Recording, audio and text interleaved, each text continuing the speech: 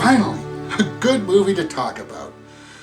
This movie is called Bone Tomahawk, and it stars Kurt Russell as a sheriff of a small town in the Old West.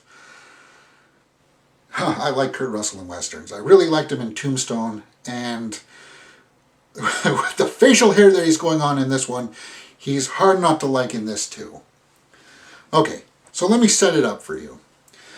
Basically, the movie is about this bad man that comes into his town being chased by some worse people, and that bad man gets kidnapped along with the doctor's wife and a deputy. So the movie is basically a rescue mission to go out and get these people that got kidnapped. Let me address something here first. The people that are doing the kidnapping are cannibals, and they are of Native American descent.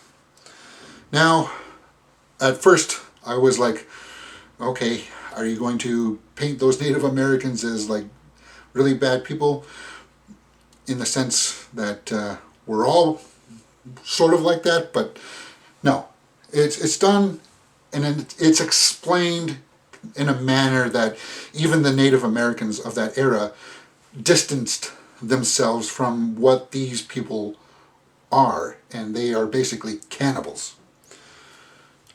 So I think it was handled in a way that I didn't take offense to it, so it worked for me. That being said, this movie is a slow burn. It is a graphic, gory movie that classifies it, I guess, as a horror western. And that's very apparent in the opening scene when some people get dispatched. Okay, let me talk about the acting in this.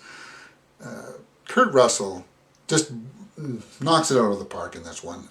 You really enjoy watching him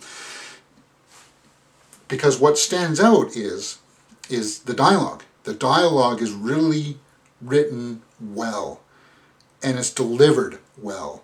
And that comes through especially in his older deputy, played by Richard Jenkins, which I think he gave an Academy-worthy performance. Because you don't even recognize him at first. You would know who the actor is by seeing him. He's not a well-known actor, but he does pop up in a lot of projects. And in this, I think this is his finest work to date. The rescue party also consists of Matthew Fox and Patrick Wilson, who plays the husband of the doctor that gets kidnapped. And, so his purpose is, he's saving his wife. He's also injured, too. His leg is injured. So, it does create some interesting tensions. The movie does take place a lot in the frontier. So the cinematography at times is just breathtaking. And it's surprising. It's surprising because that's the way that the actors deliver their lines. They come across situations where, this is the Old West, man. This is not a romantic version of, Hollywood's version of the West. Bad things happen.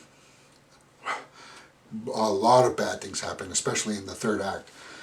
And it's really well handled. So I would totally recommend going out and seeing this movie if you can.